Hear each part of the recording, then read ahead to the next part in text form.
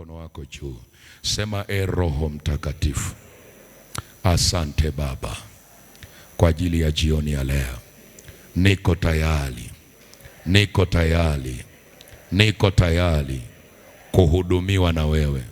Nisaidie Roho Mtakatifu, nisaidie Roho Mtakatifu, nisaidie Roho Mtakatifu, nisaidie Bwana, nisaidie Bwana kuelewa mapenzi yako, kulielewa neno lako jioni ya leo, katika jina la Yesu, katika jina la Yesu.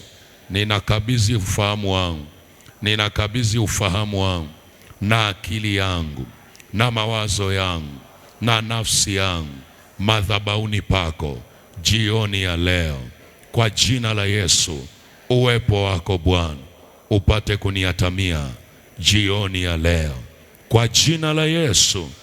Amen, amen, amen. Tuko kwenye kipengele ambacho kinasema mtazamo wa kibiblia au mtazamo wa kimungu juu ya familia na malezi. Amen. Mtazamo wa kimungu au mtazamo wa kibiblia juu ya familia na malezi. Na nilikwambia ile siku ya jana juu ya malezi kibiblia, nikakupa tafsiri ya kwanza kwamba ni mchakato wa kuwalea watoto au familia kwa misingi ya mafundisho ya Biblia ili wakue katika maadili mema, kumcha Mungu na kuishi maisha ya haki. Amen. Nikasema ni mchakato, the process, mchakato, sio muujiza. Malezi sio muujiza, malezi ni mchakato, yanaenda hatua kwa hatua malezi. Na katika jambo ambalo Mungu yuko serious nalo sana ni malezi. Tuliona kwenye Kumbukumbu la Torati alikuwa serious nalo sana. Kwenye Mithali pia hekima hiyo inasema, amen, amen. Mithali 22 mstari wa 6, si mmeona? Mlee mtoto katika njia impasa, naye hata iacha hata akiwa mzee. Unaweza ukaelewa uwekezaji wa kuwekeza kwa mtoto katika njia impasayo, kiasi kwamba hata akiwa mzee eti ile njia hawezi kuiacha. Huo sio uwekezaji wa kawaida, sio uwekezaji wa kuzungumza tu. Pamoja na mambo yote hayo, nikakwambia kuna hali inaitwa hali ya kiroho ya familia. Andika hiki kipengele. Wakati unaendelea na malezi, tena unaweza kuandika wakati naendelea na malezi ya familia, lazima nijue hali ya kiroho ya familia yangu. Kuna hali inaitwa hali ya kiroho ya familia. Hali ya kiroho ya familia.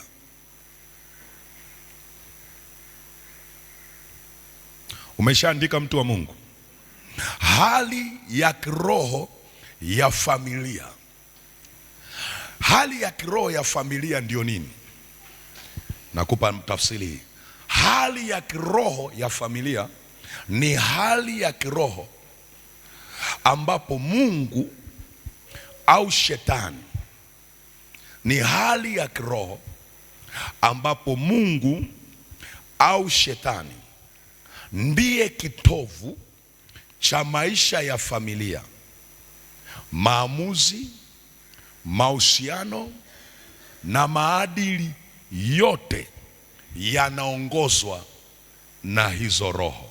Cha maisha ya familia, maamuzi, mahusiano na maadili yote au na shughuli mbalimbali zinaongozwa na kusimamiwa na hizo roho.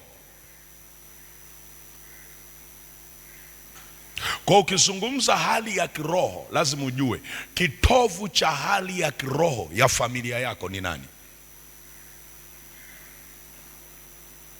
Ni roho zipi zinazosimamia na kutoa miongozo katika ulimwengu wa roho juu ya familia yako? Lazima ujue.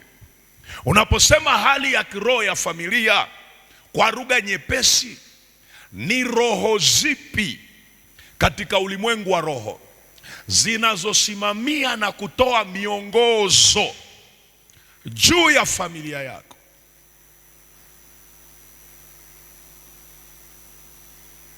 Kwa hiyo kama roho iliyo na nguvu kwenye kutoa miongozo juu ya familia yako sio roho wa Mungu, maana yake hiyo hali ya kiroho ya familia imedhibitiwa na giza. Sasa haina maana kwamba watu wanaompenda Mungu hawako kwenye familia. Wanaweza kuwepo, lakini na wao wanakutana na hayo matokeo ya ile nguvu inayosimamia familia. Sasa kama msingi na miongozo ya familia yako katika ulimwengu wa roho inaachiliwa na roho wa Mungu, inaachiliwa na roho wa Mungu. Na ngoja nikwambie, tathmini ni nyepesi tu. Saa nyingine hata mkilala hivi afu mkiamka mnaanza kusimuliana, unaanza kuuliza watoto wako, umeota ndoto gani? Wewe umeota ndoto gani? Wewe umeota ndoto gani? Wewe umeota ndoto gani? Hasa ukiangalia mama anasema nimeota bibi, alafu mtoto anasema nimemwota mzee fulani mchafu amekuja hapa ananivalisha nguo. Alafu kila mtu anaongea ndoto, hakuna anayesema leo nimeota niko kanisani naimba, nimeota sijui watu wamevaa mavazi meupe. Wote. Na saa nyingine unakuta watoto wako wanakimbia mpaka chumbani kwao. Anakuja anakuambia mama. Na wewe mama mwenyewe unaamsha, unaona unasema hii afadhali umeniamsha mwanangu. Yaani hapa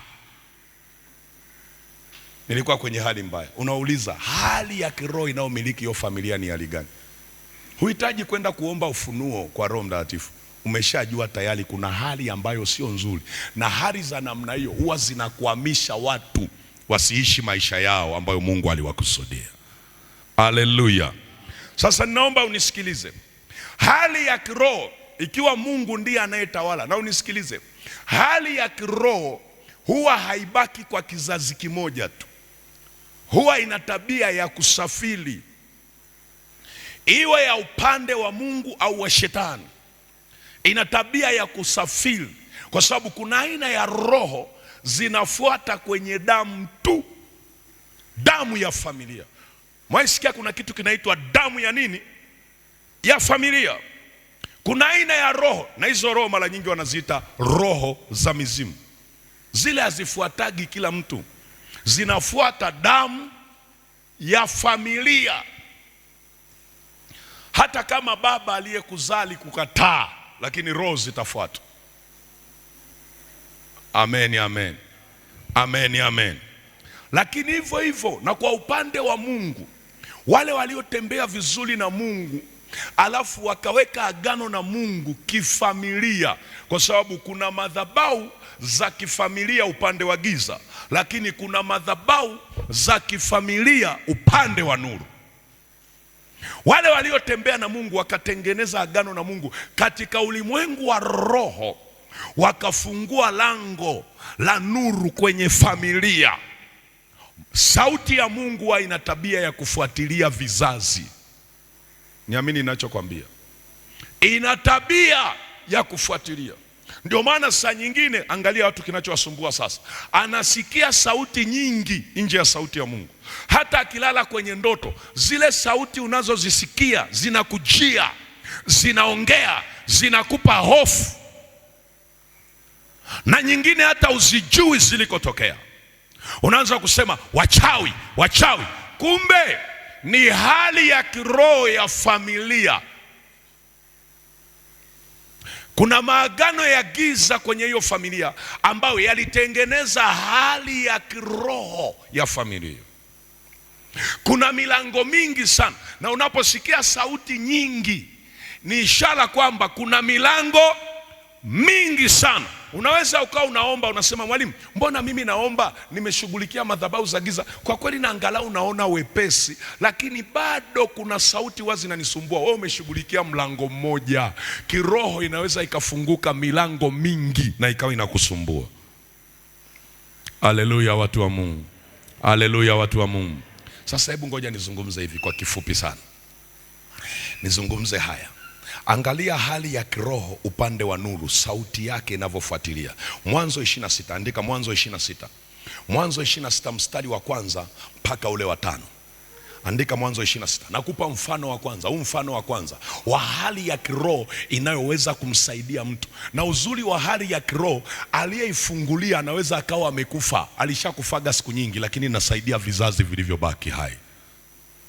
Ndio uzuri wake.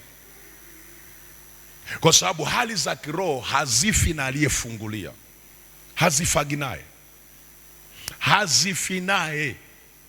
Angalia Mwanzo 26 mstari wa kwanza hadi wa 5. Unasema kulitokea nini mwalimu? Kulitokea shida. Kuna aina ya shida kwenye familia, hata kama umeokoka, shida ile ile ambayo baba yako aliipata inaweza ikakutokea kabisa. Na wengi experience kabisa. Kuna aina ya familia unashangaa, shida ile ile ambayo mama aliipata na binti amezaliwa naye anakutana nayo. Na unasema anakutaneje nayo? Labda atakuwa hajaokoka mwalimu, kaokoka kabisa na kajaa roho. Hautakwepa, utakutana nao. Sasa ukikutana nayo, nini kitakutofautisha wewe na mama yako? Kitakachokutofautisha wewe na mama yako, pamoja na kwamba mama yako alikutana na hiyo shida, ni hali gani ya kiroho aliitengeneza yeye, ambayo itakutofautisha wewe ukikutana na hiyo shida isikupitishe kwenye njia ambazo mama yako alipita. Unanielewa ninachosema? Ukisoma hiyo Mwanzo 26 mstari wa kwanza hadi wa 5, Biblia inasema kulitokea njaa kama iliyotokea siku za nini? Siku za Ibrahim. Yaani Isaka, ni siku za Isaka. Sasa amekuwa mtu mzima, lakini akakutana na njaa ile ile ambayo ilitokea siku za nani? Za Ibrahim. Alafu Isaka akamfuata mfalme wa Gerari, si ndio? Alimfuata nani? Gerari, si ndio? Bwana asifiwe. Bwana asifiwe. Bwana asifiwe. Alimfuata mfalme, akamwendea Abimeleki mfalme wa Wafilisti huko Gerari. Anamfuata ili kumtaarifu kwamba anataka kwenda Misri. Kumbuka baba yake alipokutana na njaa alikimbilia wapi? Misri. Na yeye amekutana na njaa kama ile ile.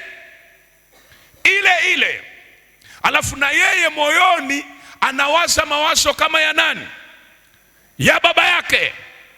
Baba yangu alikimbilia wapi? Misri. Misri kuna chakula, na mimi nakimbilia Misri. Wakati anawaza hayo mawazo, anaenda kwa mfalme Abimeleki, mfalme wa Filisti kule Gerari, ili aweze kwenda Misri. Akiwa anawaza hayo mawazo, mara hii kumbuka, kwa Ibrahim aliwaza kwenda Misri na akaenda Misri. Mungu akaenda kumrudisha Misri, akamsaidia akiwa Misri. Lakini mtoto anawaza kwenda Misri, amekutana na tatizo lile lile ambalo baba yake alikutana nalo. Anawaza kwenda Misri. Maandiko yanasema akiwa anawaza kwenda, Mungu akamtokea Isaka, akamwambia Isaka, usishuke kwenda Misri. Yaani Mungu ameshajua anachowaza Isaka. Usishuke kwenda wapi? Bwana asifiwe. Tunaelewana watu wa Mungu? Ukinielewa hapa utajua namna ya kuomba vizuri. Nisikilize. Shida aliyokutana nayo baba, anakutana nayo nani? Mtoto. Maamuzi aliyofanyaga baba, mtoto naye anafanya nini? Anataka kufanya maamuzi yale. Ashuke Misri. Wakati yeye bado yuko kwenye mawazo ya kushuka Misri, Mungu anatokea, anasema, sikia wewe mtoto, usishuke Misri, utakaa nchi nitakayokuambia. Lakini huyu Mungu anayetokea ndio yule Mungu aliyemwita Ibrahim. Lakini Ibrahim alipokutana na njaa alishuka Misri, wala Mungu hakumzuia kushuka Misri. Mtoto anakutana na njaa ile ile, Mungu yule ambaye hakumzuia Ibrahim anamzuia mtoto asishuke wapi? Misri. Angalia sasa, anamwambia usishuke, utakaa nchi nitakayokuambia. Alafu anasemaje? Anasema hivi, kaa ugenini katika nchi hiyo, nami nitakuwa pamoja nawe. Sema nitakuwa pamoja nawe. Alafu anasema na kukubariki, maana nitakupa wewe na uzao wako. Mungu alikuwa ongei na mtu hapa, anaongea na familia, yeye na familia yake. Anasema nitakupa wewe na uzao wako nchi hizi zote mbili, nami nitakifanya imara kiapo nilichomwapia Ibrahimu baba yako. Maana yake natenda haya yote sio kwa sababu yako Isaka. Kuna kitu Ibrahimu alifanya kinaishi kwenye ulimwengu wa roho kwa ajili ya familia yake. Sasa kwa ajili ya hicho kitu ndio maana wewe nimekuja kukuzuia. Nataka nikiimarishe kiapo nilichomwapia Ibrahim.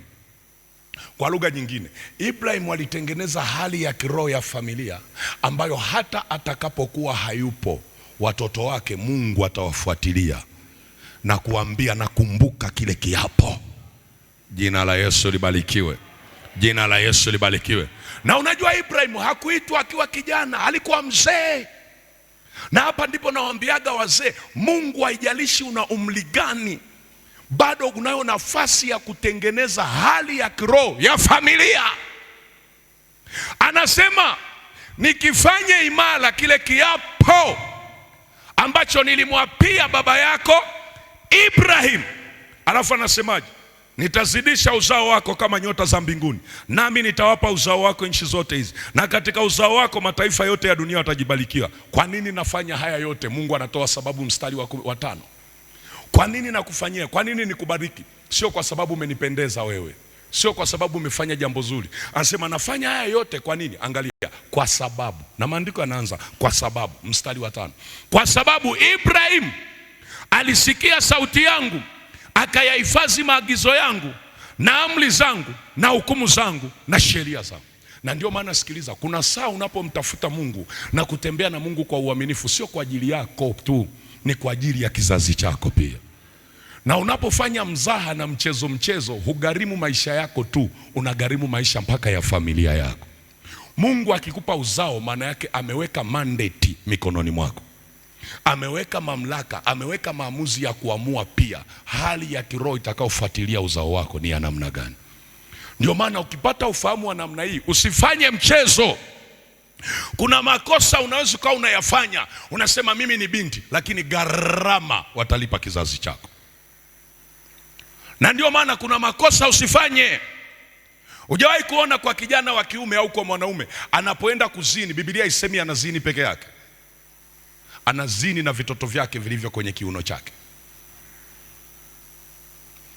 Yaani kijana wa kiume anapofanya tendo la ndoa, ile zinaa, anazini na kitoto chake.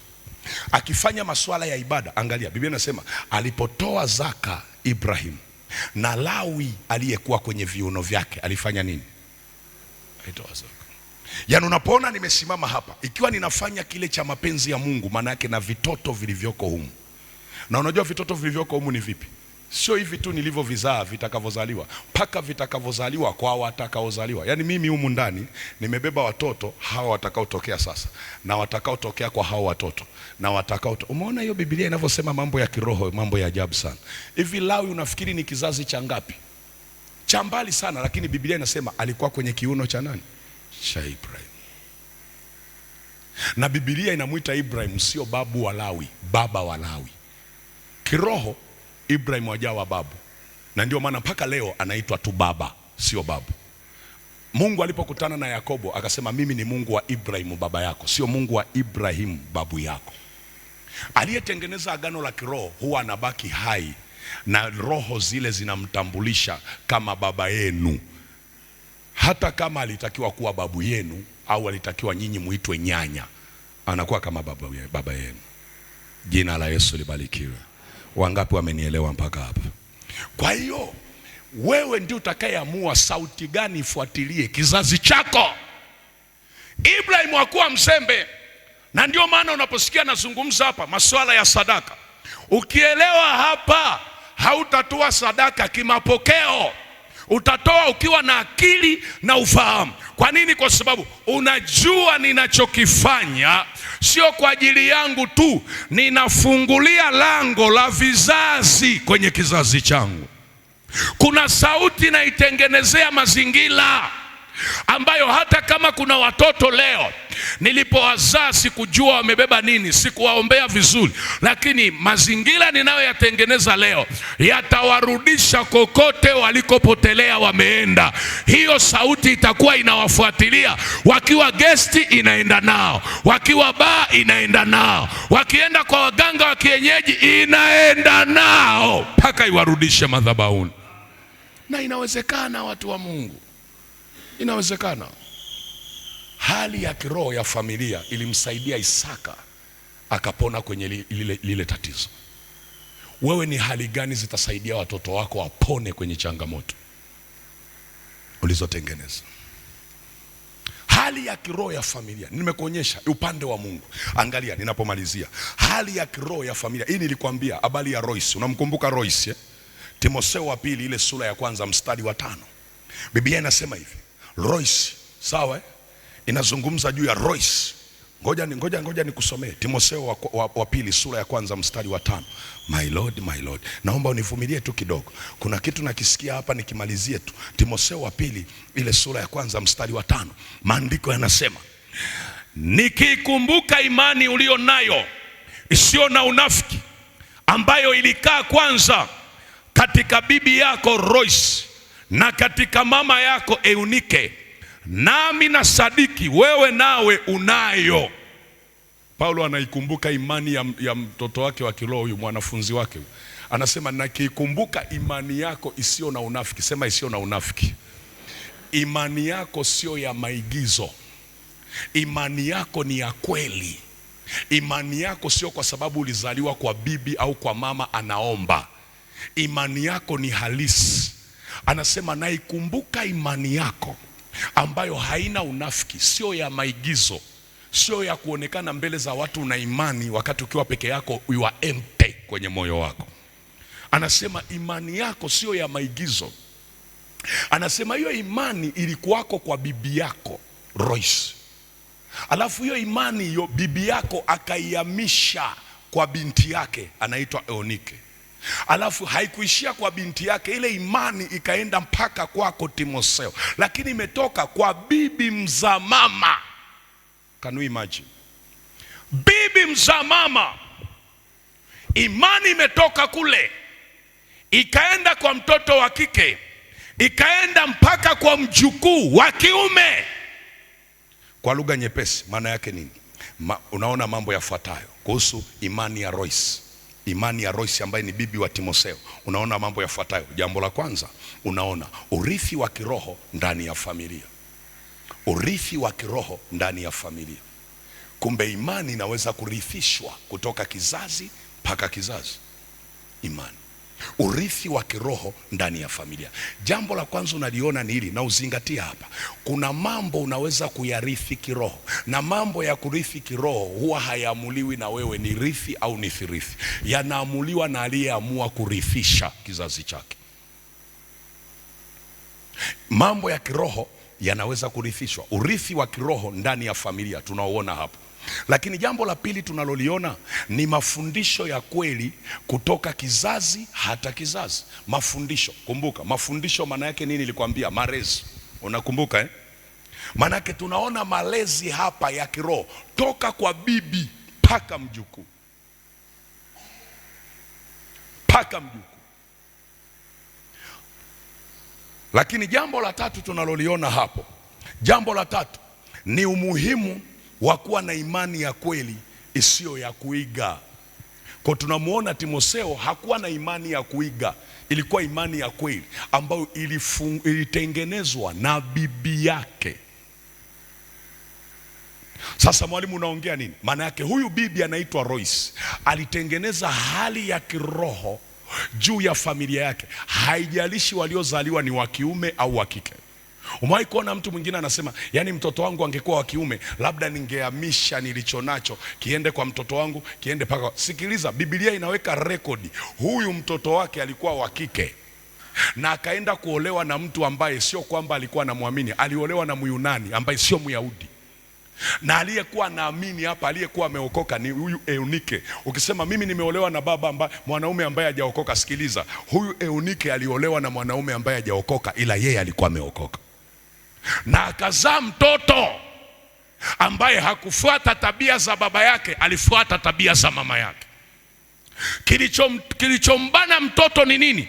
Hali ya kiroho ya familia ambayo ilitoka kwa bibi mza mama. Aliwajengea fensi ya imani uzao wake, na ndani ya uzao wake aliwaona mpaka watoto wao. Yaani wewe unaweza kuwa na watoto wa kike, lakini ukawatengenezea ulisi wa kiroho ambao sio tu utaishia kwa watoto wako, lakini unaenda mpaka kwa watoto watakaowazaa kwenye matumbo ya watoto wako wa kike. Wale watakaozaliwa wamebeba kitu cha imani ulionayo. Haleluya, watu wa Mungu. Wangapi wananielewa ninachosema? Wamebeba kitu cha imani ulionayo. Maana yake hali ya kiroho ya familia huwa inalisishwa. Yeah, my Lord. Nisikilize mtu wa Mungu. Moja ya vitu vinatukwamisha badala ya kutusaidia ni hali za kiroho za familia zetu. Tuna watu wameokoka kwenye familia, lakini hawajawa na uwezo wa kubadilisha ile atmosfia ya kiroho ya familia. Jina la Yesu libarikiwe. Jina la Yesu libarikiwe. Jina la Yesu libarikiwe. Jina la Yesu libarikiwe. Jina la Yesu libarikiwe. Nataka nimalizie haya alafu usimame, siyazungumzi. Nilikuonyesha juu ya mipango 10 ya Alice Balei ya kuisimamisha serikali moja ya ulimwengu na kuondoa Ukristo ulimwenguni. Sasa haya niliahidi kuyazungumza leo, lakini wakati nakuja Roho Mtakatifu alikuwa ananisisitiza hivi vipengele zaidi kuliko hata haya. Haya nimeandika na kuiandika juu ya namna kusudi ilikuwa ni nini, kubadilisha utamaduni wa Ukristo, maisha ya Ukristo. Lakini nitakuonyesha haya juu ya maombi ya kesho. Kwa nini tunaomba? Kwa sababu wengine hali za kiroho, ukiachana na familia tu, kuna mifumo ya giza iliyowekwa mikakati muda mrefu ambayo inatoka from outside alafu inakuja kujiingiza kwenye familia. Na nitakuonyesha. Unasema mwalimu, tutaipata wapi? Nitakuonyesha mtu anaitwa Athalia. Unamfahamu Athalia? Wangapi wanamfahamu Athalia? Mtoto wa Jezebel. Bible study imekuwa mbali hiyo. Nitakuonyesha. Athalia ni binti wa Jezebel. Jezebeli mnamfahamu? Jezebeli alikuwa mke wa mfalme wa Ahabu. Ahabu ambaye alikuwa mfalme wa Israeli akamwoa mwanamke anaitwa Jezebeli. Yule Jezebeli alipoolewa na Ahabu alikuja na ile nguvu ya miungu, kwa sababu alishawekwa wakfu toka kwao kwenye taifa lao. Ni moja ya mataifa ambayo Mungu alikataza wana wa Israeli kuoa. Ahabu akaoa. Akasema mbona, na Ahabu alikuwa na nguvu za rohoni sana. Ni moja ya watu walitiwaga mafuta pia, wakina Jehu. Lakini Ahabu pamoja na nguvu za rohoni, alipomwoa Jezebeli alitekwa. Maandiko yanasema Ahabu alichofanya, alijenga mpaka hekalu la Jezebeli. Akajenga nyumba ya kuabudia, kumwabudu Baali. Akainua na madhabahu. Akatengeneza mfumo wa ibada za Baali kwenye taifa la Israeli. Akafanya mabaya. Biblia inasema hivi, Ahabu akiwa kwenye ubaya huo akafanya urafiki, akaanza kuweka urafiki na mtu anaitwa Jehoshafati. Jehoshafati si unamfahamu? Alikuwa mfalme wa Yuda. Jehoshafati alipofanya urafiki na Ahabu, wakati wanaendelea na urafiki wao, Jehoshafati akaharibu, kwa sababu urafiki wa Ahabu ulimponza. Yehoshafati alipofanya urafiki na Ahabu, akafanya urafiki na mataifa mengine kwamba yawe ulinzi wake, yamtetee siku atakapokutana na vita. Lile jambo likamhuzunisha Mungu, na ndilo lililomuua Yehoshafati. Yehoshafati akazaa mtoto wa kiume. Kwa sababu ya kuwa na mtoto wa kiume, na hizi ni family friend, kama ambavyo nyinyi mna family friend. Kule kuna mtoto wa kike, huku kuna mtoto wa, ili urafiki wetu udumu, wafalme waone. Hakujua kwamba yule mtoto, yule Athalia huyu anayekuja kuolewa na mtoto wa Yehoshafati, amebeba mbegu ya Jezebeli ndani yake. Akaingia kwenye ufalme wa Yuda ambao Mungu aliutenga kwa sababu Masia atatokea Juda. Kwenye ufalme wa Yuda aliutenga ili kupreserve, kutunza ile mbegu mpaka Masia aje atokee. Sasa angalia kilichotokea. Asalia alipoolewa akazaa mtoto wa kiume anaitwa Ahazi. Alipomzaa mtoto wa kiume, yule mtoto wa kiume akawa mfalme. Alafu yule mtoto wa kiume akawa mfalme. Unajua mfalme wa wapi? Wa Yuda. Sasa kule alikoingia, alipokuwa mfalme wa Yuda, yule mtoto akazaa watoto wa kiume. Mtoto huyo Ahazi akazaa watoto wa kiume, na katoto kadogo kabisa kalikuwa kanaitwa Kayoashi, ila wakawepo watoto wengi wa kiume. Sasa bahati mbaya huyu Ahazi akafa. Amekufa mama yake huyu ambaye ni Queen Mother. Queen Mother manake mama wa mfalme. Yupo. Alipoona mtoto wake amekufa, ile roho sasa iliyokuwa imejificha ile. Na unakumbuka yeye akiwa pale pale Queen Mother alikuwa anawagombanisha wale watoto. Yaani wajukuu zake anawagombanisha. Unaona, unakuwa bibi unagombanisha nini? Wajukuu. Anawagombanisha wachukiane, uzao wa kifalme. Kwa nini anawagombanisha? Roho ile ile ya mama yake Jezebel. Sasa angalia, alipowagombanisha, baadaye mtoto wake amekufa. Unajua alichokifanya? Wafalme wa Pili hiyo sura ya 11. Alichokifanya, aliua uzao wote wa kifalme. Akaanza kuchinja watoto wote wa kiume. Kumbuka ni wajukuu zake, lakini anawachinja. Unasema mwalimu, kilichokuwa kinachinja nini? Sio mama yule Athali alikuwa anachinja, ile roho kutoka kwa mama yake Jezebel ndio inaua sasa huko. Akaua watoto wote. Yoash akaenda kufichwa na kuhani ambaye alimuoa dada wa mfalme Yehoyada. Akamficha hekaluni. Kale katoto kakakulia hekaluni. Kayoash kakakulia wapi? Hekaluni. Haleluya. Akakulia hekaluni.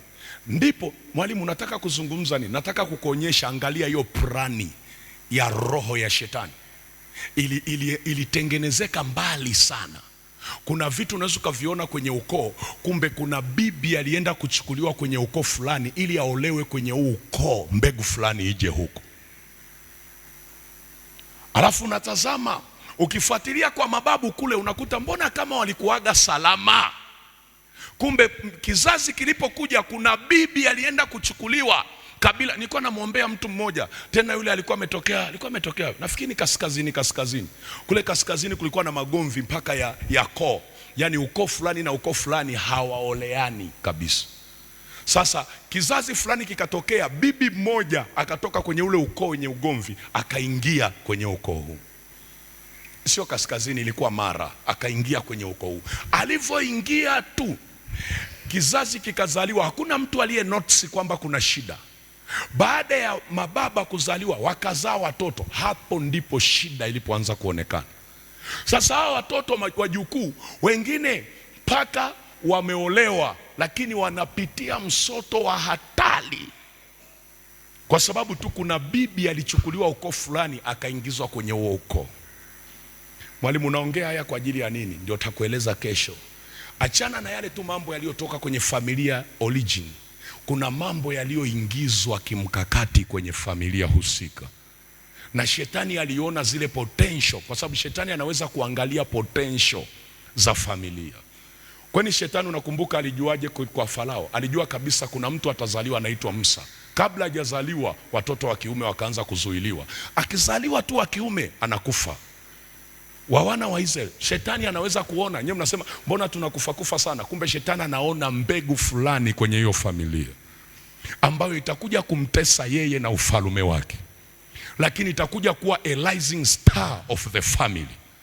Ili kuizuia lazima wengine wapate shida. Umewahi kuona kuna wamama wanapitia vita ambayo ukimuuliza mama anapigwa, anafanywa hivi. Kumbe shida sio yeye. Vita yake ni aina ya watoto watakaozaliwa kwenye tumbo lake. ndicho anachowinda. Hazui kingine chochote. Amesha cheki lile tumbo na akajua kwenye tumbo hili kutatokea a rising star, nyota inayokuwa, nyota itakayokuwa juu.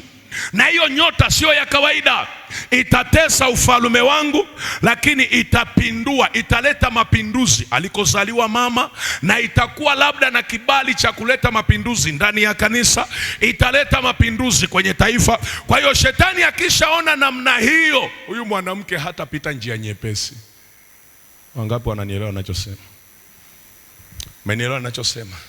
Kwa asilimia kubwa hapa tunapata shida kwa sababu ya roho ya hali ya kiroho ya nini? Ya familia. Sijakwambia vitu vingine, nimekwambia kesho utakapofunga takuelekeza namna ambavyo kuna interchange of the spiritual realm, mabadilishano ya ulimwengu wa roho. Athalia akafanikiwa na alitaka kuangamiza. Ndio kwa mara ya kwanza katika taifa la Israeli tunamuona queen analiongoza taifa. Umewahi kuona wapi? Kasome Biblia. Mwanamke anakuwa mfalme wa taifa la Israeli. Na kwa mara ya kwanza tena yeye alijiweka, sio kuwekwa, akajiweka. Na alikuja kuondolewa na haka katoto kadogo Kajosia. Mwalimu, nataka kusema nini? Nataka nikueleze hivi. Hali ya kiroho ya familia ni hatari hata kama umeokoka na ni mtumishi. Takueleza kesho. Lakini ni hatari kuliko unavyofikiri. Wangapi wanamfahamu Gideon? Gideon mbinguni alikuwa anajulikanaje? Na kuuliza, mbinguni alikuwa anajulikanaje? Alikuwa anajulikana kama nani? Shujaa. Alafu sio shujaa tu, angalia malaika lugha anayoongea. Anasema enenda kwa uwezo wako huu kaokoe Israeli. Manake mbingu zilishaweka uwezo ndani, lakini ule uwezo ulikuwa unafanya nini? Hakuna unachofanya. Anaficha ngano. Ule uwezo ulifanya nini? Hakuna unachofanya. Familia nzima ni maskini, lakini kwenye hiyo familia kuna mtu mwenye uwezo wa kukomboa taifa. Lakini unasema, mwalimu, kilichomzuia ni nini? Hali ya kiroho ya familia. Baba yake Gideon alikuwa anafanya nini? Ndiye aliyekuwa anasimamia madhabahu ya Mungu Bahari na Ashtoreth. Baba wa Gideon. Gideon anampenda Mungu, lakini uwezo aliozaliwa nao umefanya nini? Umefungwa.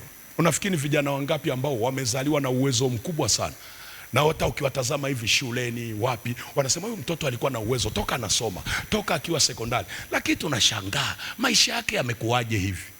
Maisha yake yamekuaje? Hali ya kiroho ya familia imefunika uwezo wa kila mtu aliyezaliwa kwenye hiyo familia. Umewahi kujiuliza, kuna watoto walitakiwa wawe Ikulu, lakini unawakuta wanafanya nini? Wanapiga debe. Silete mchezo kabisa. Alitakiwa awe Ikulu, anapiga debe. Kuna mtoto alitakiwa awe bilionea. Toka nyinyi si mnajua, nyewe mama, unamzaa unamuona akili ya mtoto, unaona anavyokuwa, unaona bidii aliyonayo, unaona spidi aliyonayo, lakini baada ya kumaliza chuo kikuu ni kama vile kawa zezeta. Afu najaribu kumwambia, mwanangu, mbona ulikuwaga mtu shupavu, mtu mwenye spidi, mtu mwenye uwezo, umeishia wapi? Na hata vijana wengine hapa ninavyoongea hivi, anajaribu kufikiri alikotoka, alivyokuwa, maono aliyokuwa nayo, muulize saizi ameishia wapi? Nowhere. Jina la Yesu libarikiwe. Mungu yule unaye wewe mama. Nasema tena kwa ujasiri, Mungu huyu ninayemsema mimi unaye wewe. Unachohitaji ni ufahamu. Alafu usiombe tu kwa hisia, omba kwa kuelewa. Na hata unapoenda mbele za Mungu, elewa kwamba huyu Mungu ninayemwendea anaweza na anaweza tena.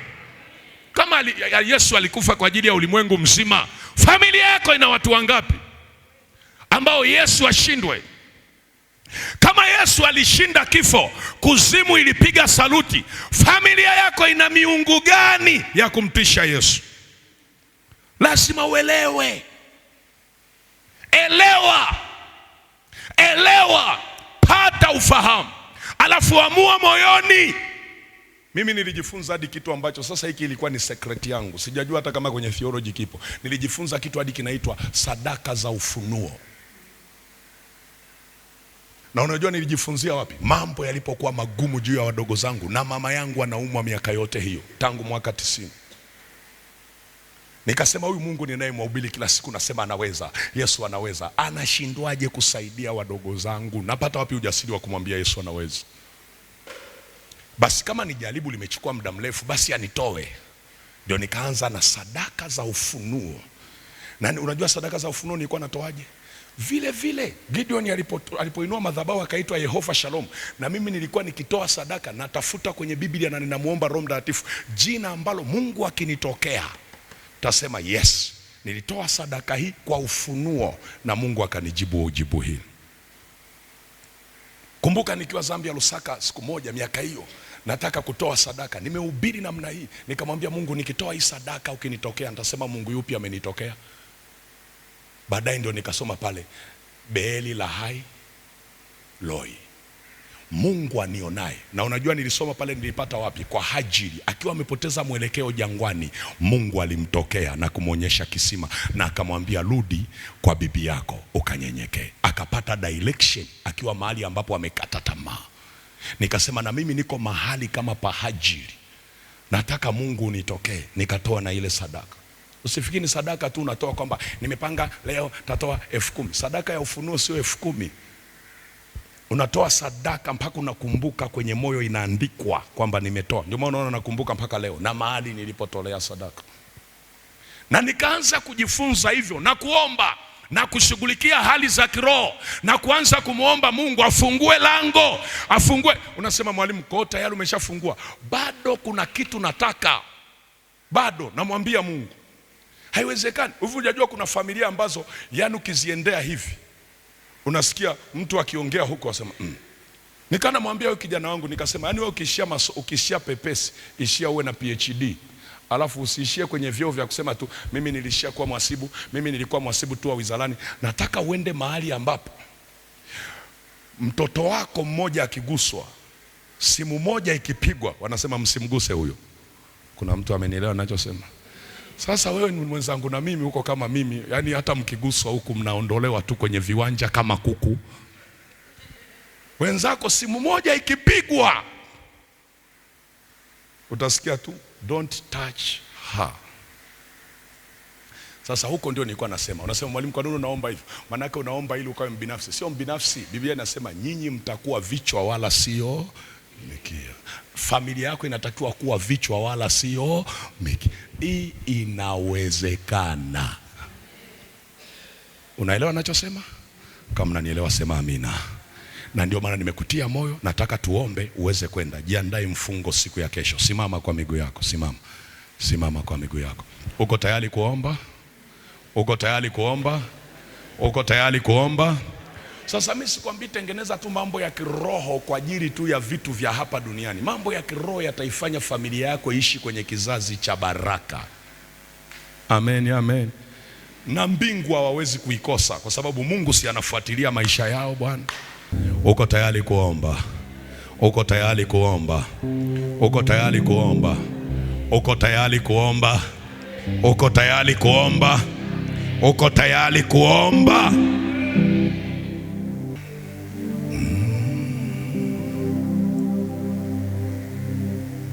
Funika macho yako. Mungu anaweza kuanza na wewe mama, wewe mtoto, wewe kijana, wewe binti, wewe mtumishi. Mungu anaweza. Usilizike ile unaitwa mtumishi, haikusaidii kitu.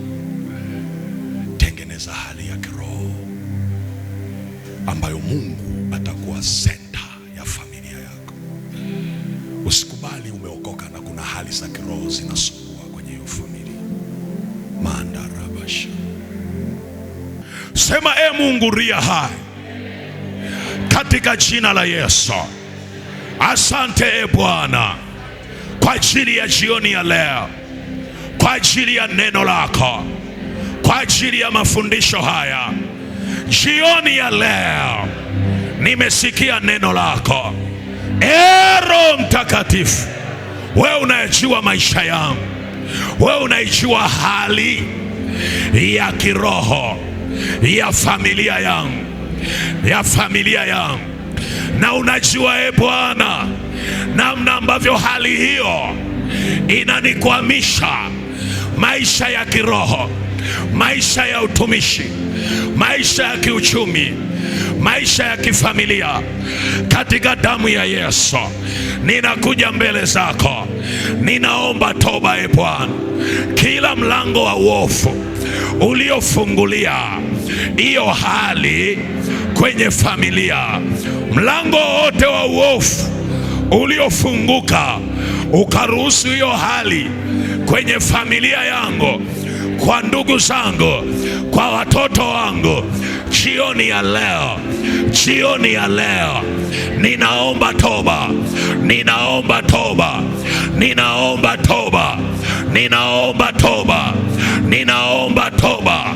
Samehe Bwana, samehe Bwana juu ya huo uovu uliofungua mlango wa hiyo hali kwenye maisha yangu, wa hiyo hali ya kifamilia inayotukwamisha, inayotuzuia tusiaishi maisha ambayo e Bwana ulitukusudia.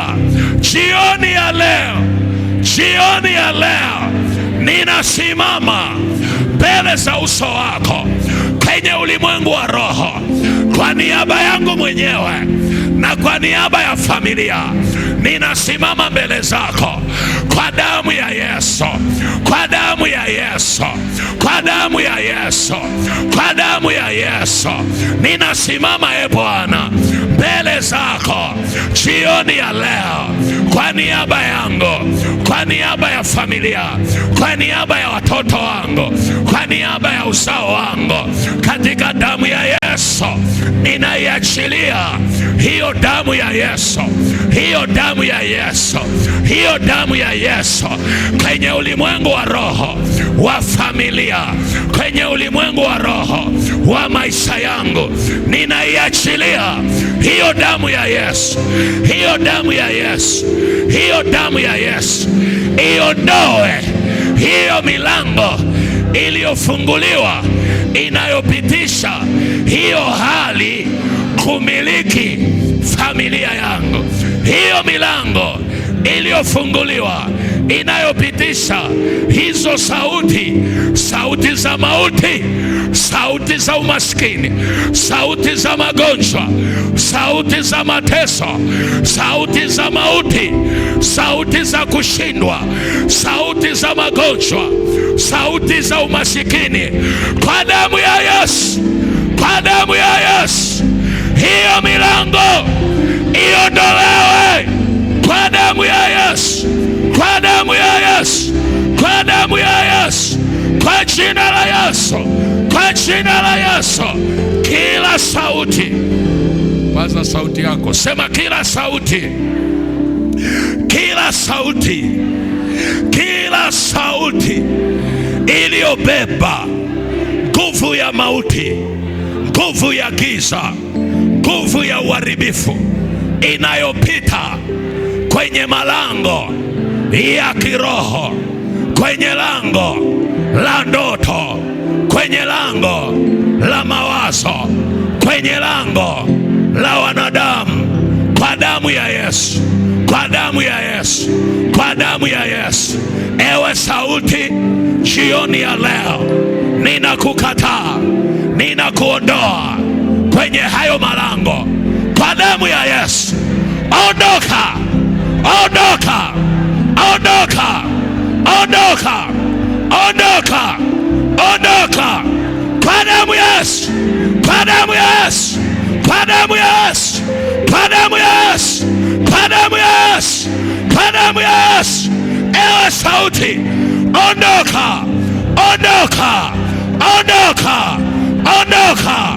Achia, achia nafsi yangu, achia mawazo yangu, achia akili yangu, achia mwili wangu kwa damu ya Yesu, kwa damu ya Yesu, kwa damu ya Yesu, kwa damu ya Yesu, kwa damu ya Yesu.